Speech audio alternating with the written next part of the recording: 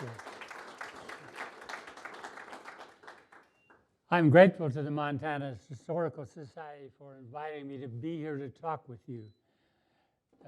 The first time I came to this institution was in 1931. I was 10 years old. And from that time on, this has been one of my favorite places. And I'm 94 now. And I think all of Montana should be proud of this institution. It's one of the great ones. And I've been to many of them. I'm here to talk with you a bit about a book, Witness the Spirit, a life journey unorthodox in the extreme. There are 3 sections of it called Movements, in deference to part of my life that was spent in music. The first beginning in 1921 on ranches in both eastern and western Montana. Then 20 years as a conductor of symphony orchestras, and 45 plus years working with and for traditional Native Americans. There's information about each of these worlds in that book that I haven't seen elsewhere. My first 10 years were on an open range horse ranch in eastern Montana. I loved its freedom, and horses became iconic for me. I still miss them. In my adolescence, we had a cattle ranch in western Montana, and I became addicted to the life. I loved it more, I think, because I knew it wasn't my destiny. The book begins with a description of my first horse at age 4. I'll read part of it. No decent cowboy is anything without a good horse. The first one I called my own came with the name, you may find ironic, Injun, a pejorative, especially now in this age of enlightenment. Just a name then, and I was too young to know any better. My grandfather traded for him at the turn of the 20th century with Salish Flathead Indians. I inherited him as soon as I could ride alone at age 4 in 1925. Before him, my dad would sometimes lift me up, beginning at age 3, behind the cantle of his saddle to ride on his horse, me hanging on to his shaft belt. Occasionally, he would forget I was there and ride a bit recklessly, and my legs would get pinched by saddle skirts. Injun was pure Mustang, descended from horses that had escaped from conquistadors in the early 1500s, forever changing the cultures of Plains Indians.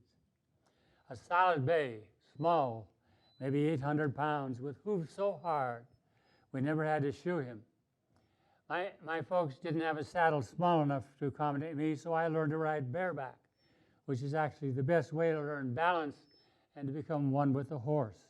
If I fell off, which I did often, Injun waited patiently. If there was a stump or something, I could jump on and climb on and jump on his back. If not, I grabbed his mane and shimmied up his front leg. We fit each other. I loved him. Injun and I were inseparable until age took its toll. The legs that had carried me wherever I wanted to go began to stiffen. The heart that cared enough to wait for me when I fell off or tolerated any action in my inexperience brought on began to weaken. In the last months, I could no longer ride him, but we cared for him until one day he could not get up after lying down. My grandfather came and mercifully released him from a bodily existence that had harmed him well, and that the memory of which is embedded deeply in my heart. Even at age 7, death was not a new experience for me. On the ranch, death was a natural thread in the fabric of life. Injun's death was much harder than most, and I mourned his passing like a member of the family, which in a way he was. Looking back, I wonder what name his Indian trainers gave him. I would have liked to use it out of respect.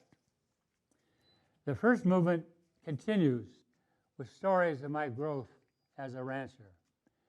Music began to take over in high school. I entered the University of Montana School of Music after graduation.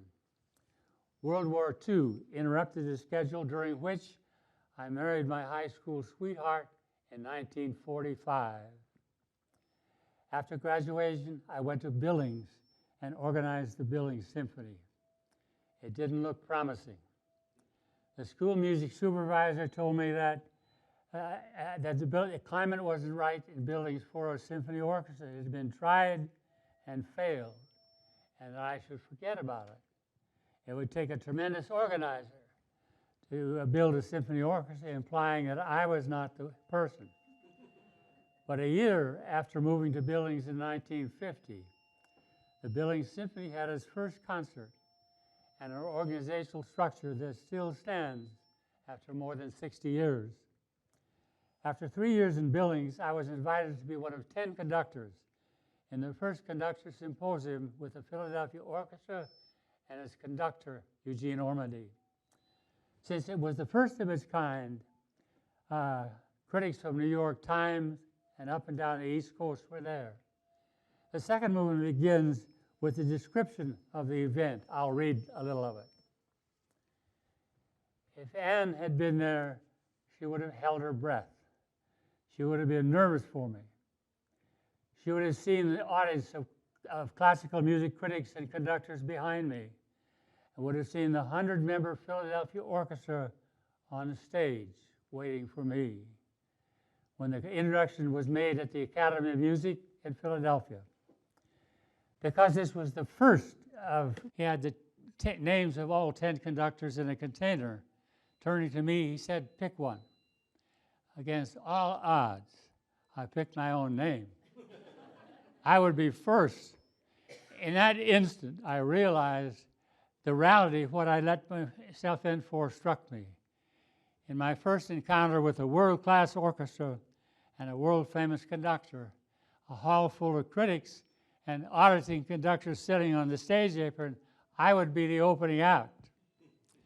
I didn't sleep at all that night. Part of it was spent with scores Ormandy gave us, and part of it with worry. And when I entered the Academy of Music the next morning, I saw the hall filled and the magnificent Philadelphia Orchestra waiting for me, intimidating. And when my name was called, I walked up to the podium without a trace of the anxiety I felt in the night. I didn't even have the butterflies that are inevitable before public performance. I was calm and collected, which now seems surreal. I had the keys to Ormandy's Ferrari.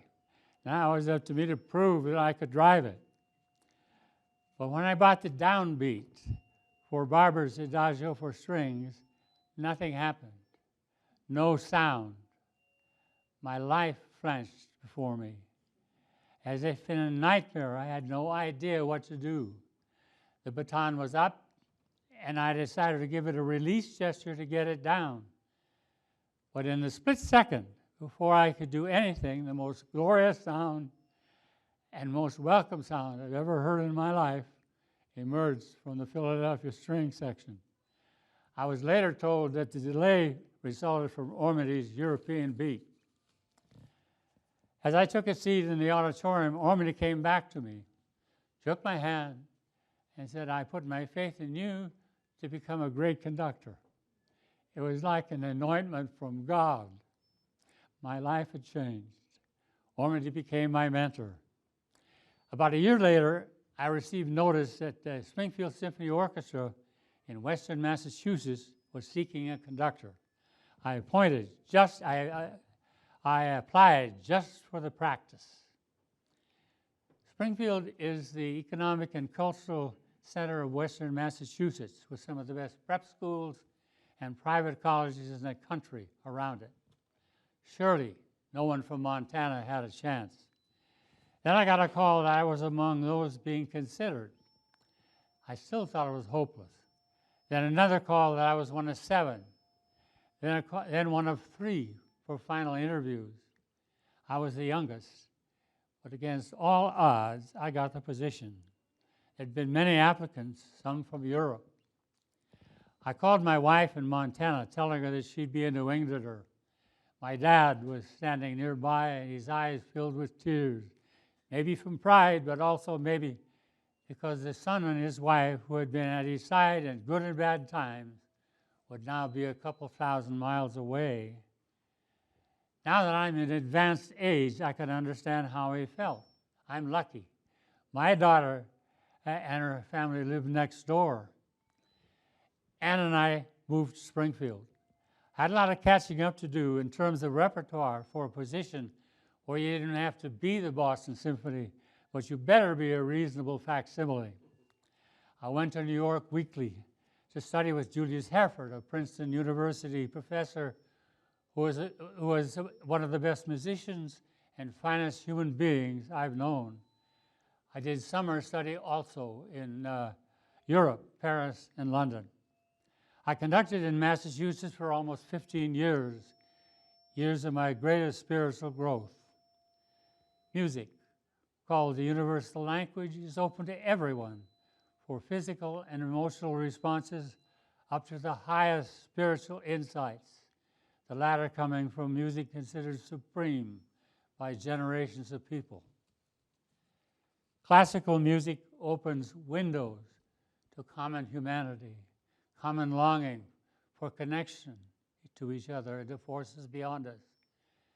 Connection, it says, the real power in the universe is love. The Beethoven Ninth Symphony is considered a testament to universal brotherhood because of the choral text. But all great music does that. My orchestra was like a miniature UN. Musicians from Asia, Europe, South America, Canada, and the United States, men and women. Everybody focused on musical creation and took the best efforts of each and to which each was critical. Racism, unthinkable. Chauvinism, unthinkable. Violence, unthinkable. Connection, complete. And at its core, stripped of any triteness, is love. Not the kind symbolized by a Cupid with a bow and arrow, but the kind that's an overpowering sense of connection on levels above the functional and pragmatic. It's a confirmation of the miracle of life, which unites human beings into one family and makes all other life our relatives. It rescues us from narrow concerns for self and those close to us, allowing us to see ourselves in others and value common goodness above division. Everyone with the right heart emerges changed a little, and the long-term effect is compounding. The book is about stories that lead to that kind of experience, not only in music, but in vastly different areas. Almost every summer, Ann and I return to Montana for renewal and to breathe Montana air. I studied scores and visited Indian reservations. I'd grown up around Indians, having ridden with Blackfoot cowboys in my teens. One summer, some Blackfoot friends invited me to go with them to a Blood Indian medicine camp in Canada. I jumped at the chance. We arrived when they're setting up camp, probably 60 teepees, with 3 big ones in the center, hooked together for large gatherings. There were a lot of horses, which made me feel at home. We were guests of the chief, Frank Redcoe, and his son-in-law, Pat Weaselhead. I was the only non-Indian in camp. It was a spiritual gathering, revolving around aspects of creation and being thankful for what we're given in nature. I found people 180 degrees removed from their image in the non-Indian world. Respect for all life and the right of all life to exist. A society that considers all life connected and important to the whole. They believe human beings are responsible for each other and for all life because of the gift of intelligence. Framing these values his spirituality, the depth and breadth of which I had not encountered. I saw a worldview evolved over millennia, containing elements critical in a changing world. A society trampled underfoot by so-called manifest destiny without any understanding or feeling for the magnitude of that destruction. For the first time, I saw epic tragedy, and I came away changed. The camp also provided my first experience with paranormal events, phenomena outside the purview of science, defying our concepts of physical and tangible laws. They're described in the book, and I won't repeat them here, but they shook the foundation of my concept of reality.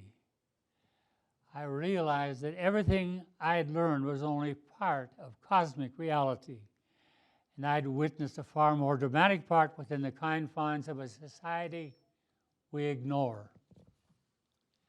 I left the camp knowing I had to do something about the ignorance of the non-Indian world, about the people we displaced and basically destroyed in the process, and to help them keep their spiritual perspectives alive. The book describes the harrowing process through which that was accomplished. The Indian section of the book begins with these words: "We don't see any spirituality in your world. We don't see any spirituality in your government, your commerce, your education, your religion, anywhere. We think we can help you," meaning my society. Stark and startling statements made at a meeting of 35 traditional elders from the four directions called by me at the Missouri headwaters in 1977, the first of several meetings that resulted in our two circles. The words identified what to them is the root cause of Indian, non-Indian conflict: incompatible worldviews, theirs having a spiritual base, ours a material base. Since the concept of a spiritual base for any of these areas is nebulous, I'll close with an example of one, of their spirituality in one government, which they say should be the highest form of spirituality. I'll use the model of the Six Nations, whose governments are still intact after countless generations. The Six Nations are Mohawks, Oneida, Onondaga, Cayuga, and Seneca. Iroquois society is structured around clans. Each clan has a clan mother, a chief, and a sub-chief. The clan mothers from each of the Six Nations are the Supreme Court. They're a matrilineal society. The Six Nations are in upstate New York, and central New York, and in southeast Canada. Each nation has a circle of chiefs representing clans. The Grand Council consists of chiefs from all Six Nations. Chiefs are chosen by the clan mothers. When there's a vacancy in any circle of chiefs, the clan mother in the clan whose vacancy it occurs makes a choice. She's watched the young men since childhood, and she puts up the one is best in her opinion to fill a vacancy. The candidate appears first before the clan. If anyone has anything negative about him, it's brought up there. There are a few set rules: no blood on his hands, no crimes against women or children, among others. Next, he goes to the nation's circle of chiefs. Again, he's subject to any issue against him. If he passes that, he goes before the Grand Council of the Six Nations. With their approval, he's ordained a chief. It's a rigorous process in which character, quality, and leadership are the chief concerns. It's a consensus of all the leadership of the Six Nations, not a vote. Chiefs are given tenure, life tenure, as long as they sit on behalf of all the people. If they begin doing things for themselves or for a few, they're warned 3 times by the clan mothers. If they persist, they're taken down. It's called dehorning because deer antlers are symbols of their position. Symbolically, the blood runs in their eyes and the people no longer see them. They're ostracized, drastic. Doesn't happen often, but it's there to be used. They say, this process raises the best, through whom government becomes the highest form of spirituality. Conversely, they say, we often raise the greediest, and that our government is a tug-of-war among special interests. Traditional Native Americans are a remarkable human family. I'm a better person for having been associated with them.